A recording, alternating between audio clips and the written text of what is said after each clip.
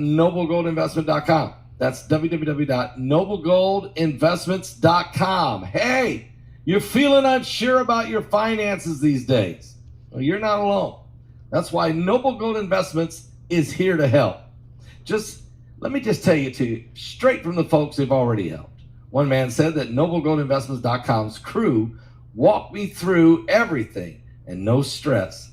Another one said, and with their help, I can finally sleep easy at night.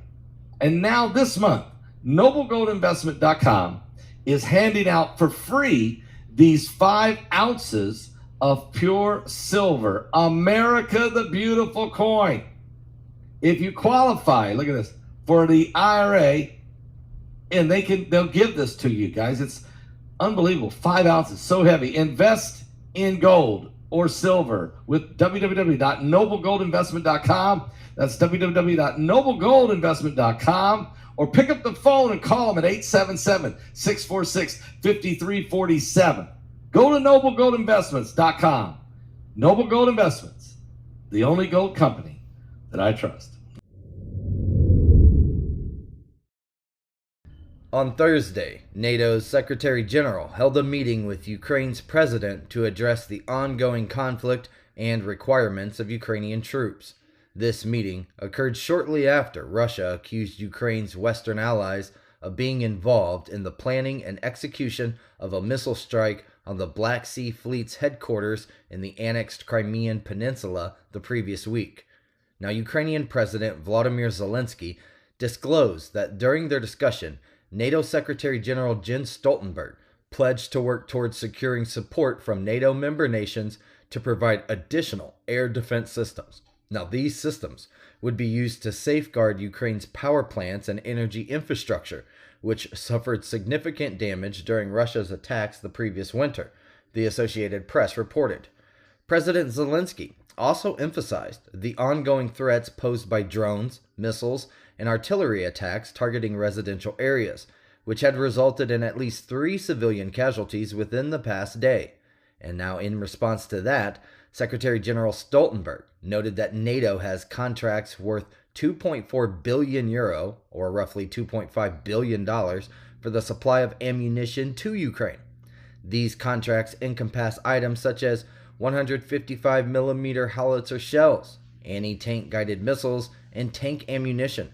Ukraine has been actively seeking NATO membership, and Secretary-General Stoltenberg reaffirmed on Thursday that Ukraine's future lies within the transatlantic military alliance. He assured that NATO would continue to stand by Kyiv for as long as necessary. It is worth noting that the Kremlin views Ukraine's potential NATO membership as an existential threat, and Russia has cited it as one of the reasons for the invasion of Ukraine.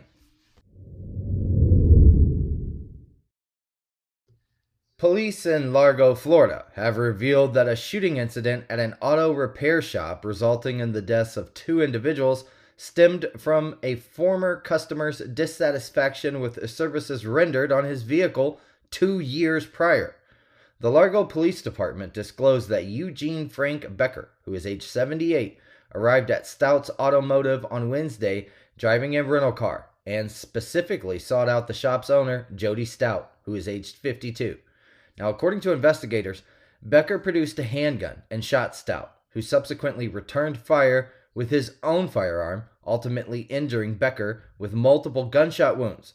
Both individuals were later pronounced dead at a hospital. The incident prompted a significant police response to the scene, the Associated Press reported.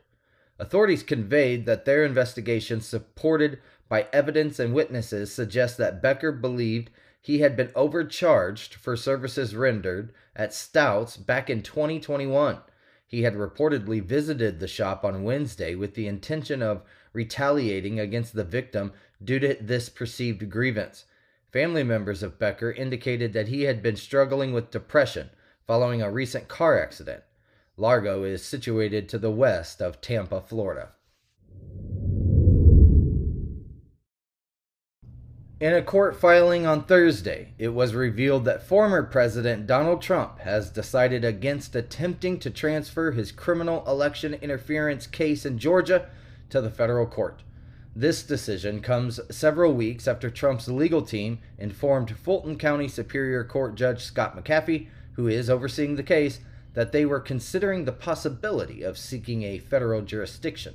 Quote, "This decision is based on his well-founded confidence that this honorable court intends to fully and completely protect his constitutional right to a fair trial and guarantee him due process of law throughout the prosecution of his case in the Superior Court of Fulton County, Georgia," Trump attorney Stephen Sado wrote. Now, the Fulton County District Attorney's Office has refrained from providing any comments, NBC News reported.